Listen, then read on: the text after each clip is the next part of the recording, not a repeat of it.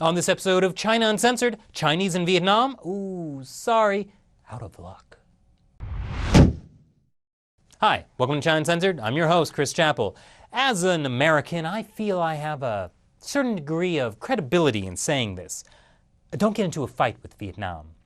If only YouTube weren't blocked in China, maybe someone in the Chinese government could see this episode and heed my advice. Ah well.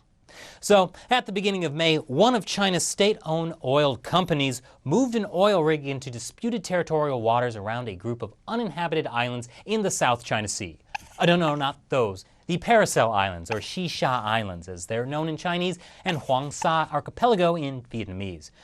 I guess being in the middle of a territorial dispute makes it hard to agree upon a name. Anyway, who would have imagined there could be a conflict over oil? Following the announcement, a wave of anti-Chinese protests erupted in Vietnam. At first, they were supported by the Vietnamese government, but then things turned violent. 6 Chinese workers were killed and over 100 injured.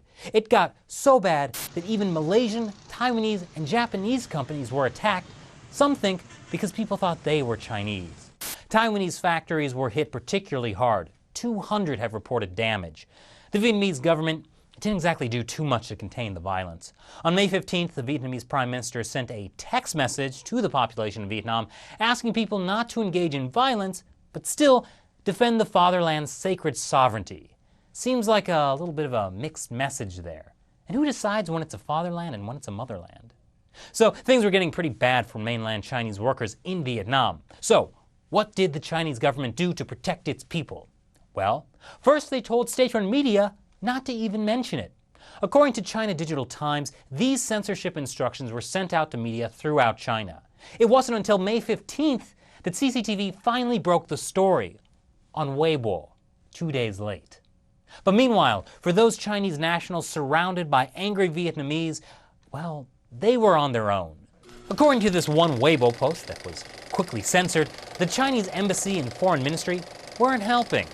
Not that it really mattered he couldn't get a seat until the 18th, because to help fellow citizens out in a time of need, China Southern Airlines jacked up the prices. Just a side note, by then Taiwan had already sent in extra planes at normal prices. Of course, that whole reporting late and not helping thing kind of looked bad, so there were some splashy headlines about sending in boats to get people out of there, and how over 3,000 Chinese people have been evacuated. Which is all very well and good, until you realize all of those people were just employees of one very rich, very powerful state-owned Chinese company, the China Metallurgical Group. What about everyone else? Well, as Weibo user MJ Yellow said, we saw CCTV report that the embassy had sent ships to bring people back to China. So my friend called the embassy. They said the ship is for workers of so-and-so factory and we should find our own way back. My friend said it might not be safe. The embassy said, if you're scared, then don't go back. A big old F you from the Chinese embassy. If that's the kind of service they give, I can see why in 2013 at the Chinese embassy in Washington, D.C., someone graffitied the Chinese character for demolish on it. Of course, everything that's happening right now in Vietnam, and not just Vietnam, but the entire South and East China Sea region, is a huge topic, so I'll be covering it in a few episodes that will be released in the following days. Until then, what do you think about the CCP's response to attacks on Chinese people in Vietnam? Leave your comments below, subscribe, and check back for more. I'm Chris Chappell. See you next time.